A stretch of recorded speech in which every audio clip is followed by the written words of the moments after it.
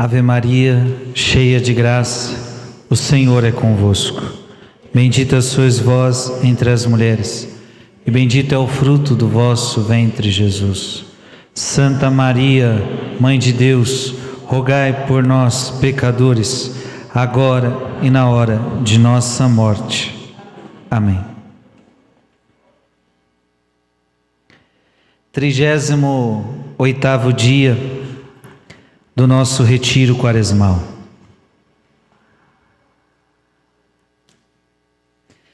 Vamos fazer uma pregação com o tema Amar a Deus na aridez espiritual. Está valendo a pena essas pregações do retiro? Sim ou não? Preste atenção, essa é uma das pregações que ela é um pouquinho avançada na vida espiritual. Talvez uma ou outra pessoa vai ficar meio que perdida no que nós vamos dizer aqui hoje. E você tem que entender que esse aqui já é um estágio mais avançado de perfeição, de espiritualidade. Você vai entender que não vai viver o que eu vou dizer hoje quem ainda está meio que preso às coisas do mundo. Esse estágio que nós vamos pregar hoje é um estágio das pessoas que já abandonaram as coisas do mundo, já estão progredindo bem na vida espiritual e um dia vão viver o que nós vamos pregar aqui hoje. Então, eu não sei qual é o estágio que você está, mas pode ser que você não entenda muito bem e pode ser que você não viva isso ainda. E por que eu estou falando isso desde o início? Porque você não pode confundir aridez espiritual com, como eu posso dizer para você, quando você se sente sozinho na vida, com solidão, com depressão. Então preste atenção, tudo que eu vou pregar hoje não tem nada a ver com aquele sentimento de uma pessoa solitária, que se sente sozinha, que se sente depressiva, que se sente angustiada pelos problemas da vida. Não, não é isso que nós vamos pregar aqui hoje. O que eu vou pregar aqui hoje tem a ver com o estágio avançado de santidade, que a maioria dos santos passaram, ou praticamente todos. E por isso que nós damos o nome de aridez espiritual. Então não é depressão, não é uma simples solidão, não é porque eu estou sofrendo na vida que eu já acho que eu estou na aridez. Por quê? Enquanto eu prego, você pode falar assim: eu estou vivendo isso daí, Frei. Cuidado. Agora você vai ter que entender que o estágio aqui é um estágio bem avançado, mas que um dia você vai ter que passar por ele. Amém? Entendido essa introdução? Mas nós temos que ensinar para vocês as coisas do Espírito, as coisas da alma. Então não é porque é um estágio mais avançado que nós não vamos falar com você dessas coisas espirituais. Diz São Francisco de Sales. Ontem então nós falamos sobre tentação, hoje nós vamos falar sobre desolação.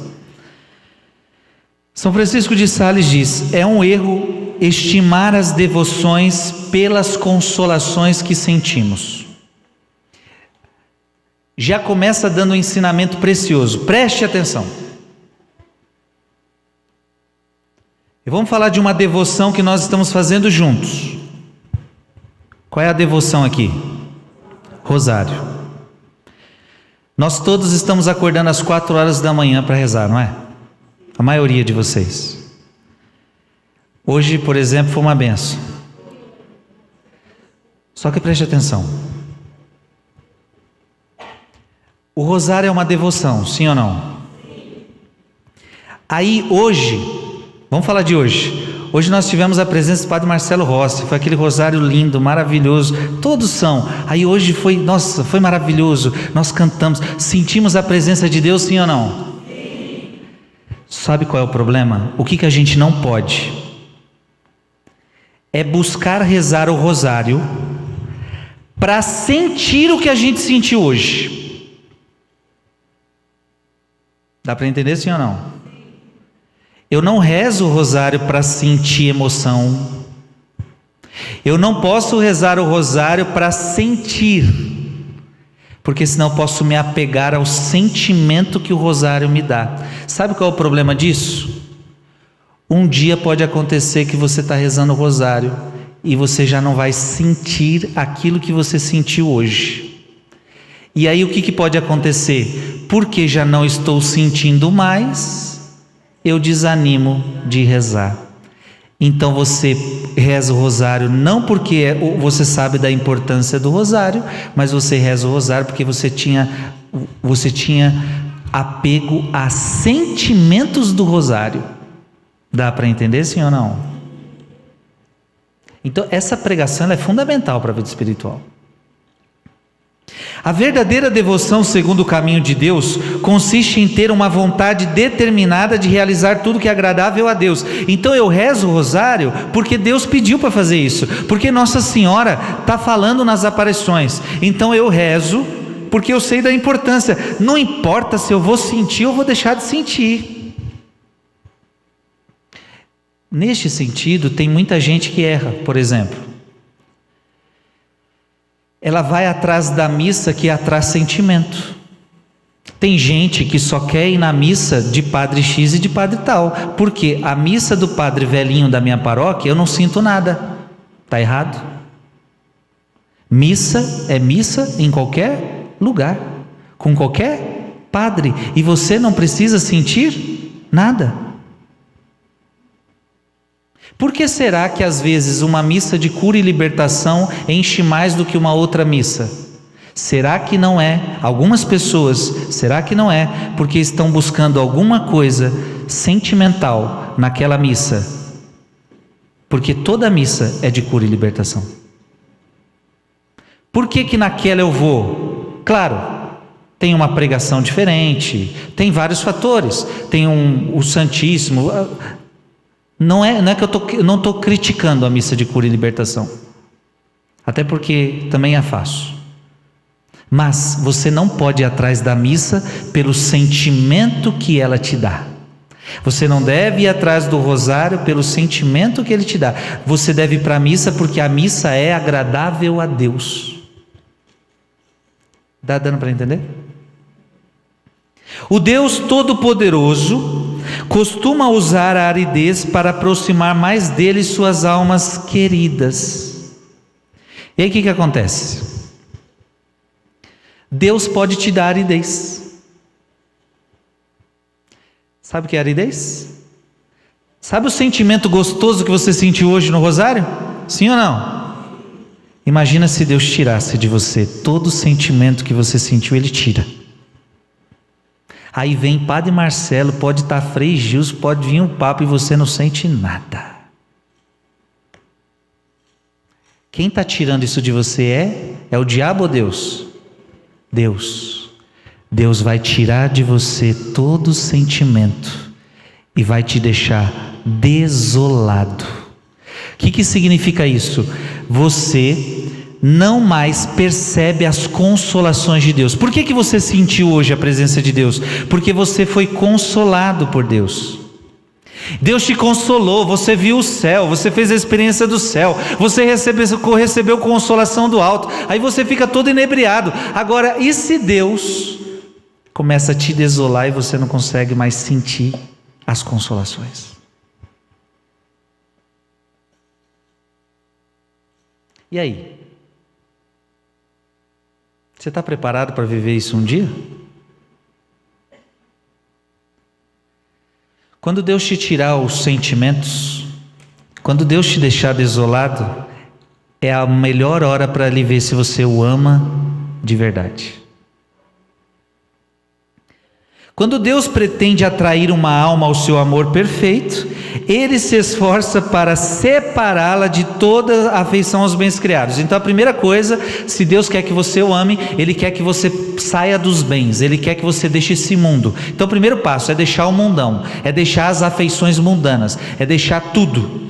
Assim, o primeiro cuidado é privá-lo dos bens temporais. Isso tudo a gente já falou antes, tá? Então Deus vai querer te purificar de bens temporais. Você não vai poder ficar apegado a bens temporais, você não vai ficar apegado a prazeres mundanos, das propriedades, as honras, os amigos, os parentes, a saúde física. Já pregamos sobre tudo isso, sim ou não? Você vai ter que se afastar de tudo isso. Por meio dessas perdas, problemas, desprezos, luto, enfermidades, Ele extirpa todo apego terreno, a fim de que as afeições possam ser colocadas somente nele. Tudo isso Deus permite para que você coloque o teu coração somente nele. Perdas, luto, perseguição, desprezo, doença, desemprego. Veja que esse é o primeiro estágio. É você perder. Deus quer separar você de toda afeição a esta terra. Se você passar esse estágio, você vai para um estágio que é muito maior, que é o do Espírito. Porque preste atenção, tudo isso daqui é purificação externa, é purificação dos sentidos, é purificação do mundo criado. Preste atenção, existe uma outra purificação que precisa acontecer em você, e essa purificação é a purificação do quê? Da alma. A purificação do Espírito. Com o propósito de produzir o gosto pelas coisas espirituais, Deus regala a alma a princípio com grandes consolações, depois com abundância de lágrimas e ternura. Ela é facilmente despojada das gratificações dos sentidos e busca ainda mortificar-se com as obras de penitência e disciplina. Como é que funciona? Como você está no seu início? Porque João da Cruz também usa uma expressão: os iniciantes e os adiantados. A gente ainda somos iniciantes. Quando a gente é iniciante, o que Deus faz? Deus nos consola. Então quando você está no início da sua conversão, Deus te consola. Para que Deus te consola? Para que você o busque, para que você o queira. Por que Ele deu a você sentimentos no rosário? Porque Ele quer que você goste do rosário. Dá para entender? Ele te agrada. São João da Cruz chega a usar uma expressão que é bonita. Ele fala que no início da vida espiritual é assim: Deus nos trata como uma criança. Ele mima a gente, coloca a gente no colo, dá leitinho para a gente no peito, faz carinho. Ele é um Deus que vai mimando você. Você está entendendo? Porque você está no começo. Ele quer ver você perto. Então Ele quer que você reze o rosário. Ele quer que você faça a penitência. Então quando você faz a penitência, nossa, que gostoso, hoje eu fiz um jejum, que glória, que maravilha. Aí você fica feliz. Você reza o rosário, você fica feliz. Você vai para a missa, você fica feliz. Essas são as consolações que Deus te dá. Mas preste atenção, um dia Deus quer tirar isso de você. E aí João da Cruz usa a imagem de quê? Que um dia, quando Deus quer fazer essa criança crescer, o que Ele faz?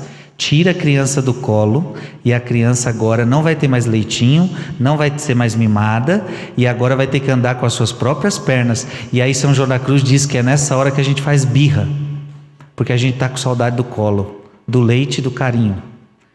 Só que quando Deus coloca a gente no chão, é para nos purificar. É um artifício sutil do diabo quando vê uma pessoa se entregando a Deus e recebendo as consolações que Deus geralmente dá aos iniciantes, Fazer o máximo para mergulhar na executação de penitências imoderadas para totalmente destruir sua saúde. Aqui nós temos um risco.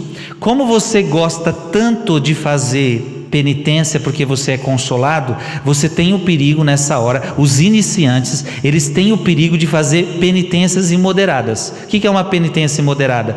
Você agora quer fazer tanta penitência que a tua saúde vai para o brejo. Então, por exemplo, eu já encontrei pessoas que gostaram tanto do rosário na madrugada, às 4 horas da manhã, e aí depois elas dizem para mim, já disseram para mim, eu não vou parar mais, vou rezar todo dia da minha vida 4 horas da manhã. Só que essa pessoa começou a ter outros problemas. Uma coisa é a gente fazer 40 dias. De repente você tem uma vida. E 40 dias é uma coisa, outra coisa é 365 dias. Não é que seja ruim fazer, mas será que Deus está te pedindo isso? E aí a pessoa começou a ter outros problemas, já estava virando um zumbi. E aí o que acontece? Pode atrapalhar a sua saúde. Porque a gente, por exemplo, mas a gente está fazendo 40, então, mas 47 dias ninguém vai morrer. Ninguém vai morrer. Se Deus pedir para fazer 365, é Deus que está pedindo. Mas a pergunta é, Deus que está pedindo?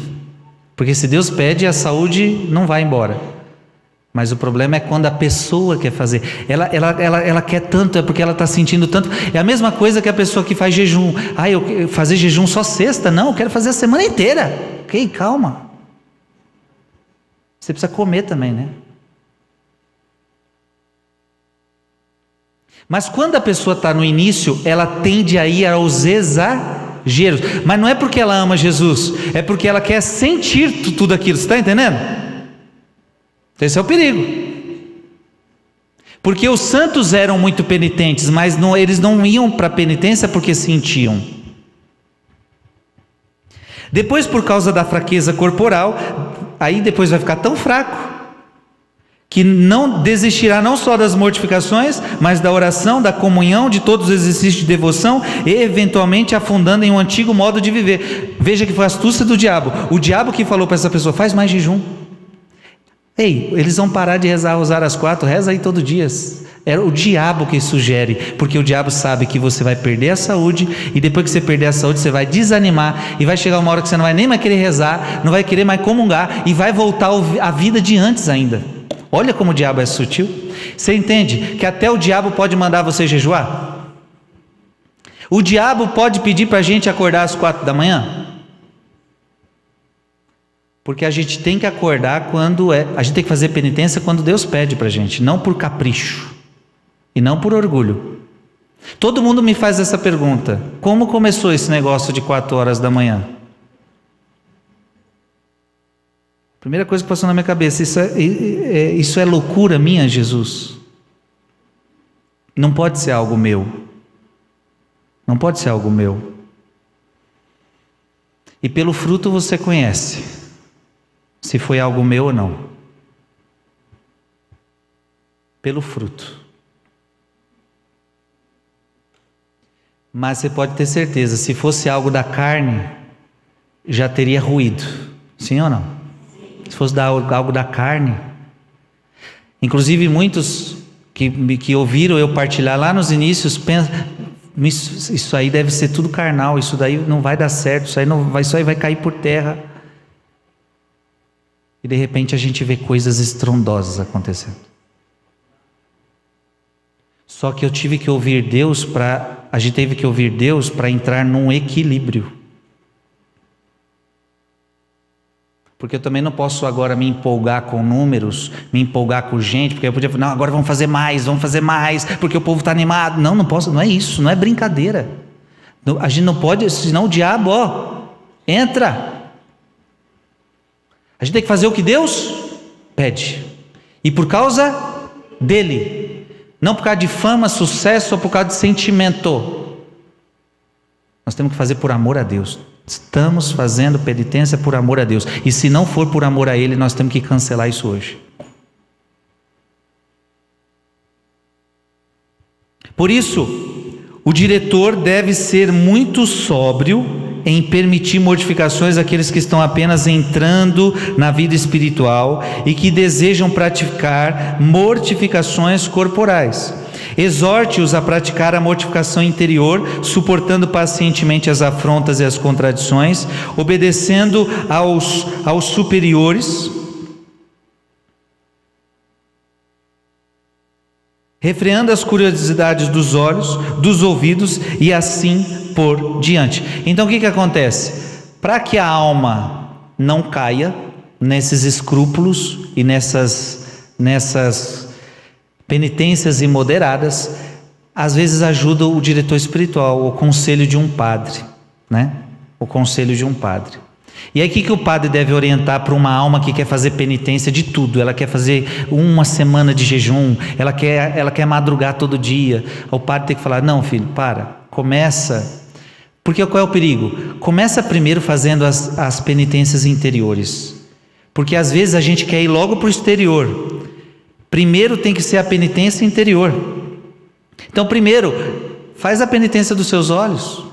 Faz a penitência da tua língua, porque você é muito falador ainda. Os olhos não estão penitenciados. Então, em vez de querer logo ir para as mortificações exteriores, cuida da interior. E um dia você vai estar preparado para fazer a exterior.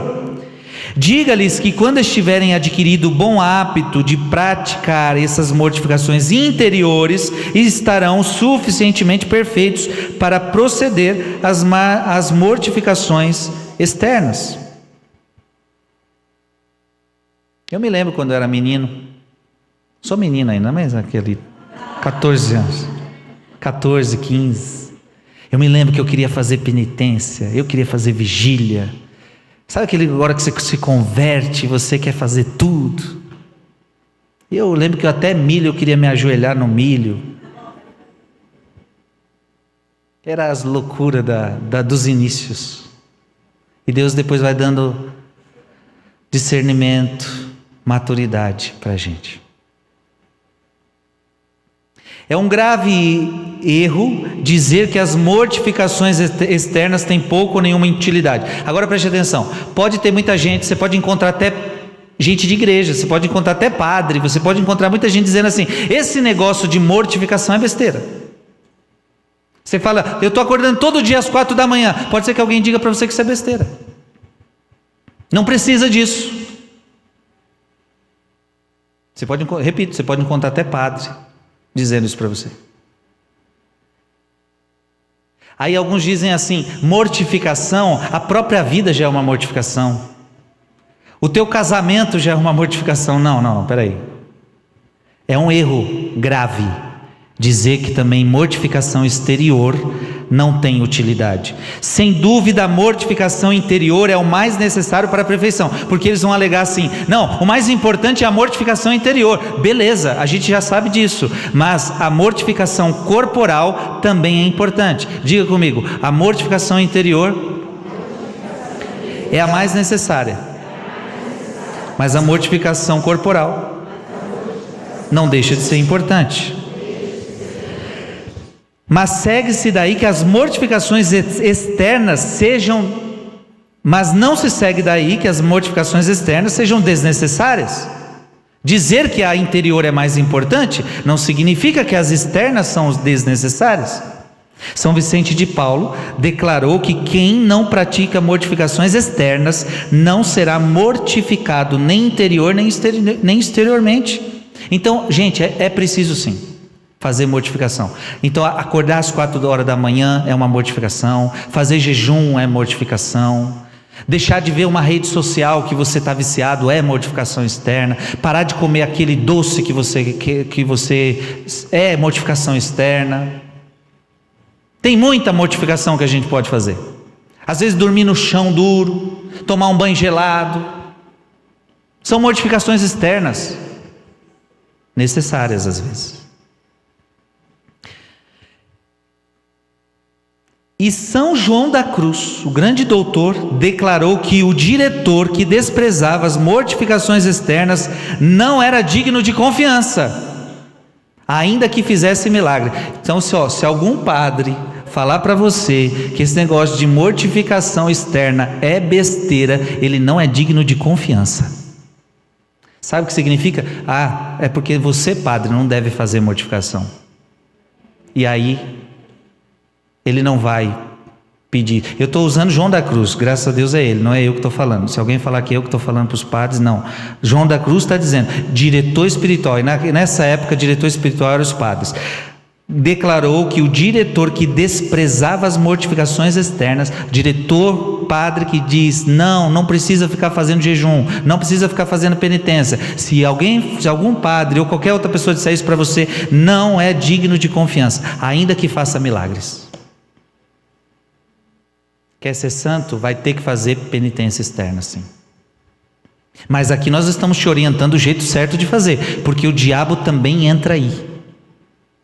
Tá bom? Tá entendendo? No início de sua conversão a Deus, a alma prova a doçura das consolações sensíveis com as quais Deus procura atraí-la e por meio delas livrar-as dos prazeres terrenos. Então no início Deus vai te dar consolação para te tirar do mundo. Então preste atenção, Ele vai te dando consolação para que você se sinta melhor dentro de uma igreja do que fora dela. Ele quer te atrair, Ele está te dando doce, Ele está te dando atrações, Ele está te consolando, Ele está te chamando. Ela rompe seu apego às criaturas e se apega a Deus. Aí como você foi consolado por Deus, você rompe com o mundo e se entrega a Deus. Ainda assim seu apego é imperfeito, na medida em que é fomentado mais pela sensibilidade das consolações espirituais do que pelo desejo real de fazer o que agrada a Deus. Ela se engana acreditando que quanto maior o prazer que sente em suas devoções, mais ama a Deus. Mas qual é o perigo de tudo isso? Qual é o perigo? O perigo é que você se apegar às consolações de Deus. E qual é o outro perigo? De você achar que porque você sente a presença de Deus, você ama a Deus. Por exemplo, hoje no rosário eu senti muito a presença de Deus, Frei, foi muito forte, só que a pessoa está morando junto ainda. Não casou na igreja. Aí eu pergunto para você, essa pessoa está amando a Deus verdadeiramente? Não, mas eu senti. Mas não é o seu sentimento que prova se você ama ou não a Deus. Você está entendendo? Tem gente que vai sentir maravilhas no rosário, tem gente que vai sentir maravilhas numa pregação, tem gente que vai sentir maravilhas numa missa, mas ainda está em pecado mortal. Essa pessoa ama a Deus de verdade? Não. O que eu estou querendo ensinar para você? Não é o tamanho de sentimento que prova o tanto que você ama a Deus, mas é o tamanho das suas decisões, é o tamanho das tuas ofertas. O que prova que você ama a Deus não é o tanto que você sente, não é o tanto que você sente por Deus, mas o tanto que você está disposto a fazer por Deus.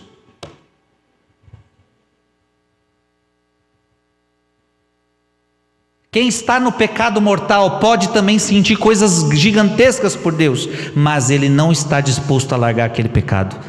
Então você não ama a Deus, filho, de verdade. Não importa o que você sente.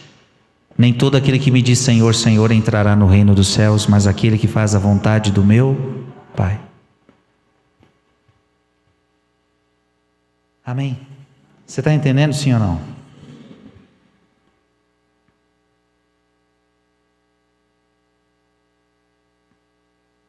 A consequência disso é inquietar-se e afligir-se ao ser perturbada nos exercícios de piedade que lhe davam prazer, quando deve fazer outras coisas por obediência ou por caridade ou por deveres de seu próprio estado. Então a pessoa que vai se apegando às consolações de Deus, tudo que ela faz agora ela quer sentir, e se não sente, ela não quer fazer. Eu só quero fazer o que eu gosto. Aí começa a entrar isso aí também. Eu só quero fazer o que eu gosto. Eu não quero fazer o que eu não gosto. É um defeito universal em nossa miserável natureza humana buscar nossa própria satisfação em tudo que fazemos. Então a gente quer fazer só o que nos agrada. Quero rezar só na minha hora, do meu jeito, daquele jeito. Se não for daquele jeito, eu não rezo. Aí está errado. Você começou a se apegar. Então já pensou se uma pessoa fala assim: não, eu só rezo se for no canal do YouTube, se for com o Frei Gilson, se for com aquela multidão de pessoas. Aí você começou a errar. Você está se apegando então a um YouTube, ao Frei, a uma multidão. Não, você tem que rezar o rosário com o Frei Gilson, sem Frei Gilson, com o povo, sem povo, você tem que rezar.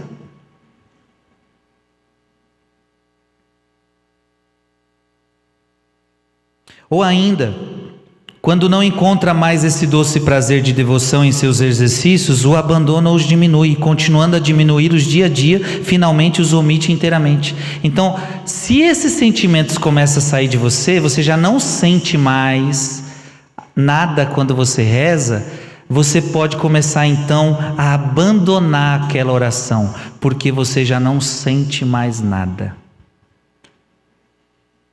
E aí, qual é o teu problema, filho e filha? Você é uma das pessoas que age por sentimento, movido por sentimento, movido por consolação. Você não é, você é um imperfeito espiritualmente falando, você não está pronto para amar a Deus. Você ama mais a você mesmo. Desculpa dizer, se você abandonou Deus porque você já não sente mais Deus, você não sente mais nada na oração, é porque você ama mais você mesmo, os seus prazeres, do que a Deus. E esta desgraça sobrevém a muitas almas que, quando chamadas por Deus para amá-lo, entram no caminho da perfeição e enquanto dura a doçura espiritual, fazem um certo progresso. Ou seja, enquanto eu estou sentindo Deus, eu faço progressos. Mas quando acaba, deixam tudo de lado e retornam aos seus hábitos anteriores. É da maior importância estarmos plenamente persuadidos de que o amor de Deus e a perfeição não consiste em sentimentos. Repete comigo: o amor de Deus e a perfeição não consiste em sentimentos de ternura e consolação, mas em superar o amor próprio e em seguir a vontade divina. Gente, é igual casamento. Deixa eu falar uma coisa para você. O que eu já escutei de gente dizendo assim: o meu amor por ele acabou. Não é que acabou o amor, acabou o sentimento. Aí as pessoas dizem, é muito comum ouvir isso: eu não sinto mais nada por ele. E o que tem que você não sente? Você achou que ia ficar apaixonadona por ele a vida inteira até a morte? Você achou? Iludida. Você achou que você teria paixão e o sentimento ali, ó, ai meu amor, 24 horas, e o sentimento não. Você entende que quando dá 2, 3 anos esse negócio acaba de sentimento, você começa a ver a realidade. E você começa a entender que amor não é sentimento, amor é decisão. Então você não tem que sentir nada pelo seu marido. Claro, às vezes vai sentir, às vezes não vai. Tudo depende de vários fatores. Mas o importante é que você um dia disse: eu vou te amar na saúde e na doença, na alegria e na tristeza. Amor é decisão. Eu me decidi estar junto de você, eu me decidi a amar você, não importa sentir ou não sentir nada por você. Deus é a mesma coisa. Deus não quer, você não prova o tanto que você o ama pelo tanto que você sente.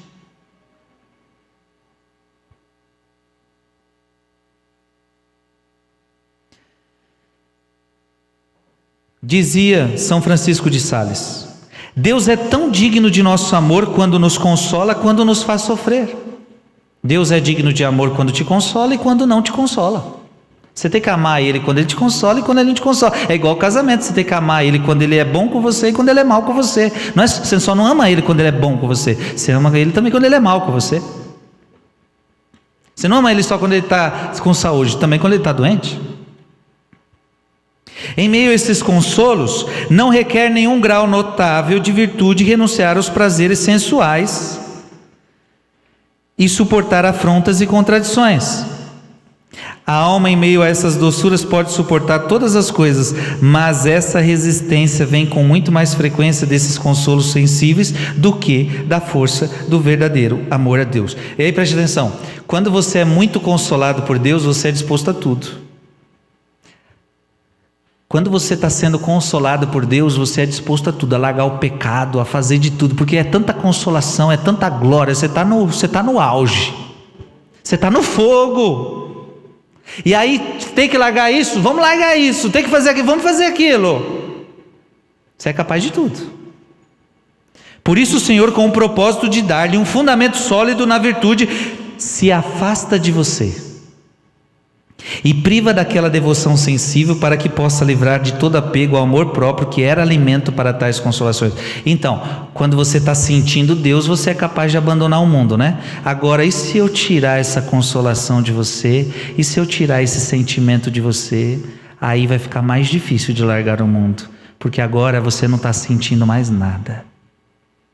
Aí Deus, é como se Deus... Veja, é Deus quem tira o sentimento, não é o diabo. É Deus quem te desola. Deus está querendo ver quem você ama mais, a Ele ou aos teus próprios sentimentos. No fundo é Deus provando você, entendeu? No fundo é Deus provando o seu amor. E daí acontece que, enquanto antes sentia alegria em fazer atos de oferenda, lembra, no início eu sentia alegria em fazer atos de oferenda, de confiança, de amor. Agora que a veia da consolação secou, faz esses atos com frieza e esforço doloroso. Antigamente, acordar 4 da manhã, rezar o rosário era uma benção. Agora está difícil. É doloroso, eu não sinto mais nada. Agora fazer jejum se tornou algo seco, frio, sem sentido. Porque Deus te tirou o sentimento. Deus te tirou tudo. E para você agora perdeu, parece que não tem mais sabor às coisas. Encontra cansaço, agora você antigamente era alegria, agora é cansaço quando você vai rezar, nesses exercícios piedosos, em suas orações, agora você se sente cansado. Quando você vai ler um livro, você agora não sente mais prazer em ler livro, você se sente cansado lendo o livro. Nas suas missas, nas suas comunhões, essa missa não acaba logo e aquela coisa toda, ainda não encontra neles nada além da escuridão e medos, e tudo parece ter perdido para a alma. Ela ora repetidamente e está dominada pela tristeza. Aí a alma começa a se sentir triste porque não sente nada. E qual é a experiência dela? Deus me abandonou. Filhos e filhas, eu estou falando aqui de um alto grau de espiritualidade. Todos os santos passaram por isso aqui. Todos. Eles passaram, porque veja que Jesus passou pelo abandono. Lembra aquela frase célebre de Jesus na cruz? O que Jesus diz? Pai, por que me abandonastes? Jesus se sentiu abandonado pelo Pai. O Pai não tinha abandonado. Ele fez uma experiência humana nossa. João da Cruz, ele canta em uma das suas poesias: ó Deus meu amado, por que me abandonastes e me deixastes aqui com gemidos? Ó amado, por que me abandonastes? Santa Teresa de Calcutá ficou anos e anos numa secura espiritual, sem sentir a presença de Deus.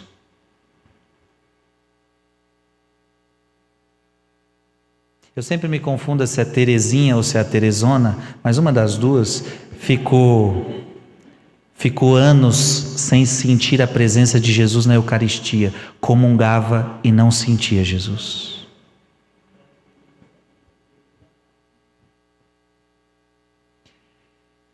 Tem vários filmes de Francisco.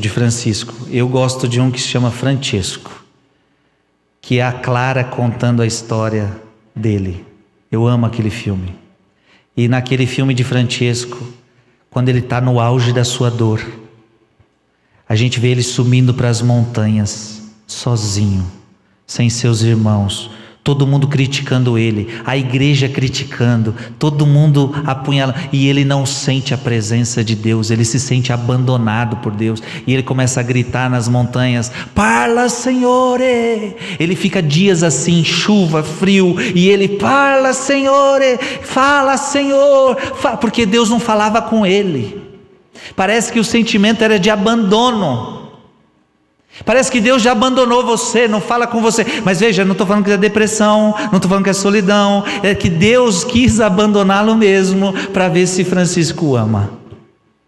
E Francisco não abandonava, e os santos não abandonavam, e eles continuavam, e eles cada vez mais amavam mais Jesus. E aí, no filme mostra isso, né? No final de tudo, Deus fala com ele, ele recebe os estigmas, todos. Fala, Senhor.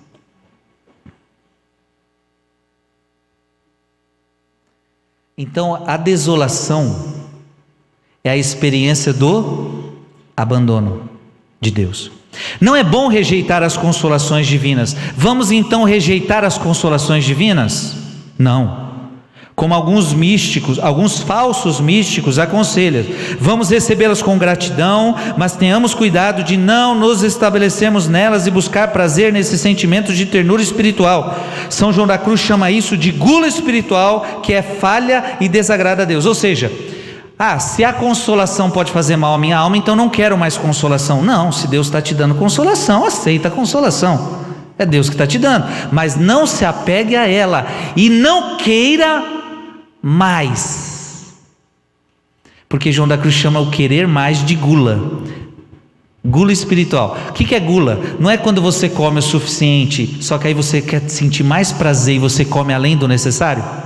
Gula espiritual é o que? Deus já te deu consolação, já está bom, aí você fala: não, quero mais, eu quero mais, eu quero mais, eu quero mais. Guloso, pecado. Aceita o que Deus te deu.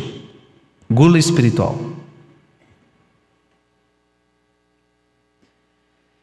Em tais momentos, esforcemo-nos por banir de nossa mente o gozo sensível dessas doçuras. Estejamos especialmente em guarda contra supor que esses favores são um sinal de que estamos melhor com Deus do que os outros, pois tal pensamento de vaidade obrigaria Deus a retirar-se completamente de nós e a nos deixar em nossas misérias. Qual é o outro perigo? Porque você sente muita presença de Deus, você começa a se sentir melhor que os outros. Cuidado. Porque você agora, estou rezando o rosário de madrugada, está uma benção, agora sou melhor que meu marido que não acorda, porque ele é um preguiçoso. Sou melhor que meus filhos que não acordam, porque é todo mundo preguiçoso nessa casa. Você não é melhor que ninguém, só porque você acorda às 4? Só porque você faz penitência, só isso te faz melhor? Não. Precisamos devolver, ou melhor, estejamos especialmente em guarda contra supor que esses favores são um sinal de que estamos melhor do que os outros, pois tais pensamentos de vaidade obrigaria Deus a se retirar-se de nós.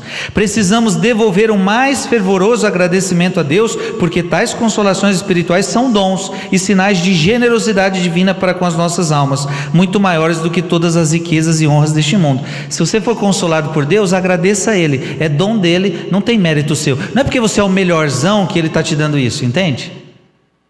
Ao contrário, porque você é um grande pecador. Mas procuremos regalar-nos com essas doçuras sensíveis, nos humilhando com a lembrança dos nossos pecados. Você devia pensar assim: se Deus está me consolando tanto, é porque eu sou um grande porcaria. Eu sou pecador, é por isso que Ele me trata muito bem. Então não é porque você é bonzão que você tem muita consolação, é o contrário. A gente tem que se humilhar, porque senão a gente vai ficar orgulhoso. Qual é o problema das pessoas que fazem muita penitência? É o problema da gente ficar muito orgulhoso. Aí você perde a bênção. Cuidado. A oração não pode te fazer se tornar mais orgulhoso. A oração tem que te fazer mais humilde. E se lá na tua casa as pessoas começam a falar para você que você se sente o melhor por causa disso, eles já estão anunciando para você que você está errado.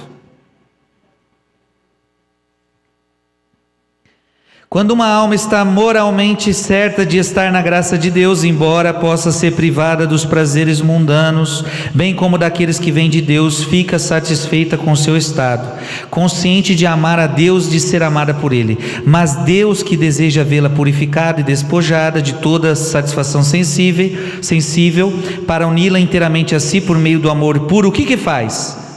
Deus está vendo que você está crescendo, está amadurecendo, deixou o mundo. O que Deus faz? Coloca você na desolação. Então, mais uma vez eu repito: Deus vai colocar você na desolação.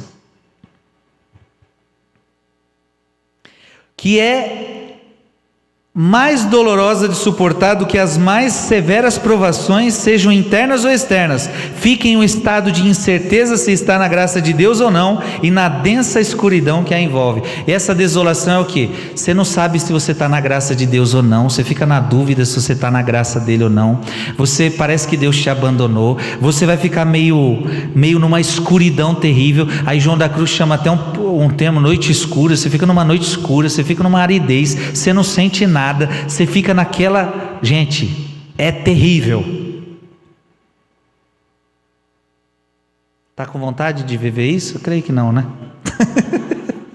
Alguém está com o desejo de viver isso? Escuridão. Alguém que está com o desejo de viver isso?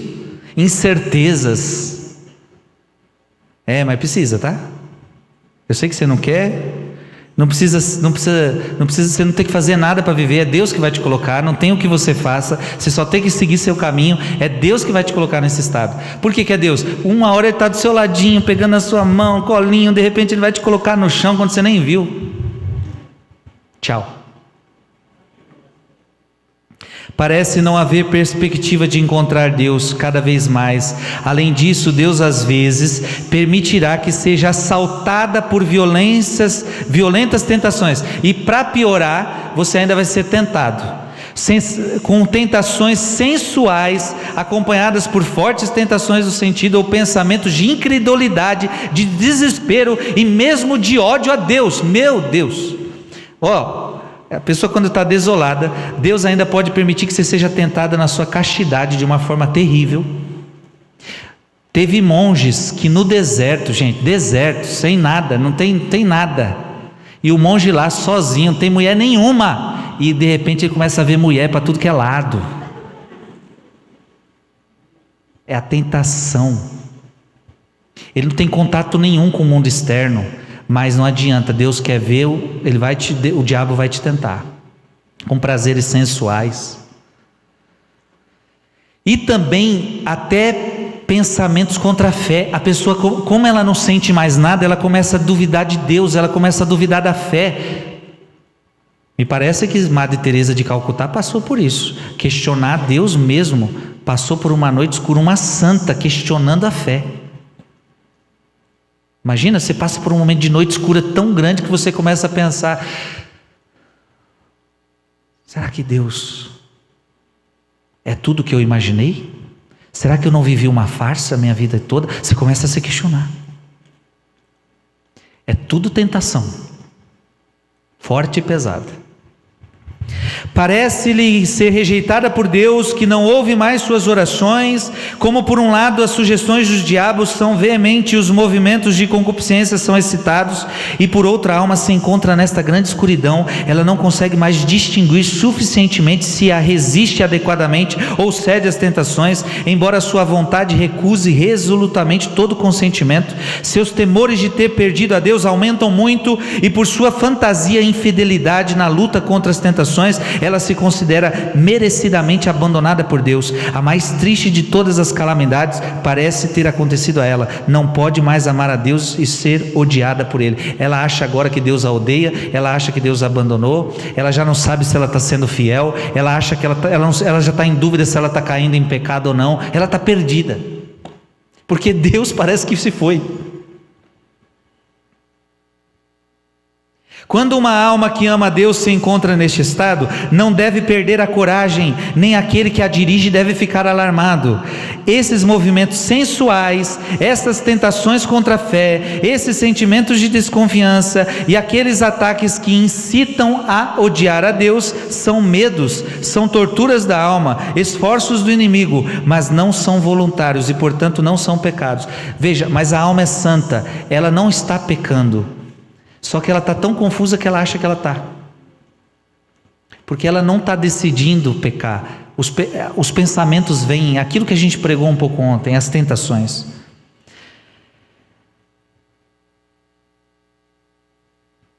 São João da Cruz escreveu as seguintes palavras de conforto para uma alma desolada. Então vem João da Cruz agora: se um dia você estiver nesse estado de desolação, você nunca esteve em um estado melhor do que agora. Ei, João da Cruz, se você perguntasse para João da Cruz, qual é o melhor estado? O de ser consolado por Deus ou de ser abandonado por Deus? Aí João da Cruz, sem titubear, diz para você: sem dúvida, o abandono de Deus. A desolação é melhor. João da Cruz é doido, viu, gente? Você nunca, esse assunto que eu estou pregando aqui, Santo Afonso está falando, mas se a gente for para João da Cruz, a gente precisa de um ano para ver tudo que João da Cruz escreve sobre isso aqui. Ele tem uma obra completa, meu querido, que é o meu sonho um dia jogar isso no canal do YouTube para vocês. João da Cruz, meu sonho, um dia nós vamos conseguir. Ali é o meu melhor. Se você perguntar para o Frei qual é o melhor livro para você de espiritualidade, João da Cruz, obras completas, ali é best-seller. Você nunca esteve em estado melhor do que agora, porque você nunca foi tão profundamente humilhado e assim privado de todo apego a este mundo, e ao mesmo tempo você nunca ficou tão impressionado com a convicção de sua própria maldade, tampouco foi tão despojado, purificado de todo egoísmo como agora. A desolação te purifica como nunca, então é melhor assim. Não acreditemos então que quando sentimos uma maior ternura de devoção, somos mais amados por Deus. Eu achava que eu era mais amado por Deus quando mais eu era consolado. Não é assim. Pois a perfeição não consiste nisso, mas na mortificação de nossa própria vontade em sua união com a vontade de Deus. Portanto, neste estado de desolação, a alma não deve dar ouvidos ao diabo quando ele sugere que Deus a abandonou, nem deve deixar de orar. Então é uma farsa. Deus me abandonou? Na verdade não, mas vai ser a sua impressão. Este é o objetivo que o demônio aponta, para depois arrastá-lo por um precipício. Santa Teresa escreve: o Senhor prova os que amam verdadeiramente pela aridez e pelas tentações. A grande Teresa agora está dizendo: o Senhor prova os que Ele ama verdadeiramente através da aridez e da tentação. Ainda que a aridez dure a vida toda, a alma nunca deve relaxar na oração. Chegará o tempo em que tudo será abundante e recompensado. No fundo, quem está na desolação sente que não é amado por Deus, mas no fundo é a hora que ele mais está sendo amado. Você está entendendo, sim ou não? Quanto mais Deus te amar, se Deus te ama, Ele quer que você seja tentado e desolado, porque é nessa hora que Ele se une mais a você. Sabe por quê?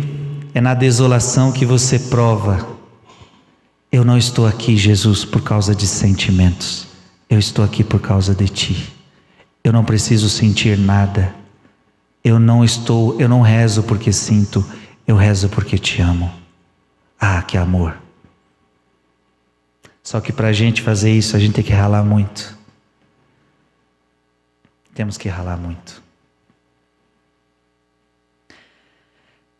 Deus às vezes permitirá que seja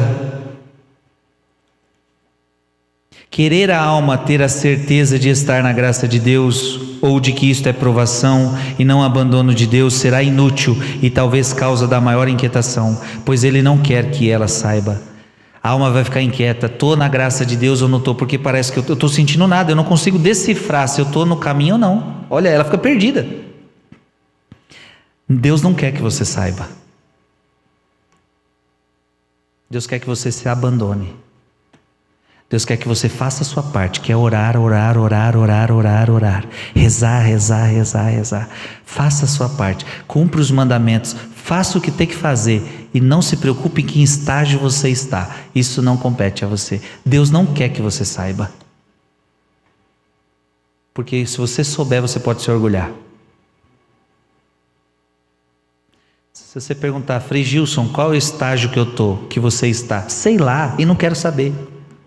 Tem gente aí que quer saber o estágio que está, e não sei, eu estou na primeira morada, na segunda, na sétima, na 10ª, eu sou carmelita, amo tudo isso, mas você sabe de uma coisa? Eu tenho que viver o melhor que eu puder todo dia, e isso não compete a mim. Ficar preocupado, curioso, agora eu estou evoluindo, agora eu estou fazendo... Claro que é bom a gente estudar, saber onde que nós estamos nesse caminho. Esses dias mesmo, no livro Alma de Todo Apostolado, eu falava sobre os 8 estágios. Então, mas não cabe a nós ficar muito preso a métodos, porque a vida espiritual, ela é única para cada um. Ele assim o deseja para o seu maior proveito, a fim de que você se humilhe ainda mais e aumente suas orações e atos de confiança em sua misericórdia. Você deseja ver a Deus, e Deus deseja que você não veja. Olha, é um paradoxo. Você quer ver Deus e Deus não quer que você o veja. É como se eu quero te ver e Deus esconde. Deus brinca de esconde-esconde com a gente. A desolação é um verdadeiro esconde-esconde, gente. Você procura Deus, você quer Deus, mas você não acha. Por que você não acha? Porque Ele se esconde. João da Cruz, onde é que te escondeste? Eu já estou te procurando, eu não aguento mais essa brincadeira. E Deus está lá, brincando esconde-esconde com você. E como é que acha Deus no esconde-esconde? Não tem como não, filho. Mas porque Ele gosta de ver você procurando Ele. Você entendeu? Aí imagina esconde-esconde, Ele está lá, aí você procurando. Ele gosta de ver você procurando Ele. Você está vendo que porque se você sentar, desanimar, emburrar e falar, chega, cansei de te procurar. Você sumiu, você me deixou, você me abandonou, não quero mais rezar. Então você quer saber de uma coisa? Vou voltar para o mundão. Então, é birra. Na verdade você não amava a Deus de verdade. Você está entendendo?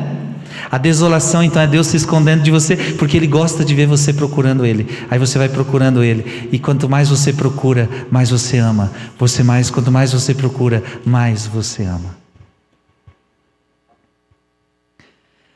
Você deseja ver a Deus e Deus deseja que você não veja. Quanto ao resto, diz São Francisco de Sales, a resolução de não consentir com nenhum pecado, por menor que seja, é um sinal seguro de que estamos na graça de Deus. Mas uma alma em profunda desolação não pode nem mesmo discernir claramente esta resolução. No entanto, em tal estado, não deve ter como objetivo sentir o que deseja, basta querer com a limitação da sua vontade. Desta forma, deve abandonar-se inteiramente nos braços da boa vontade divina. Como esses atos de confiança e resignação arrebatam o coração de Deus quando feitos em meio às trevas da desolação. Quando você faz atos de amor na hora da desolação, você comove a Deus.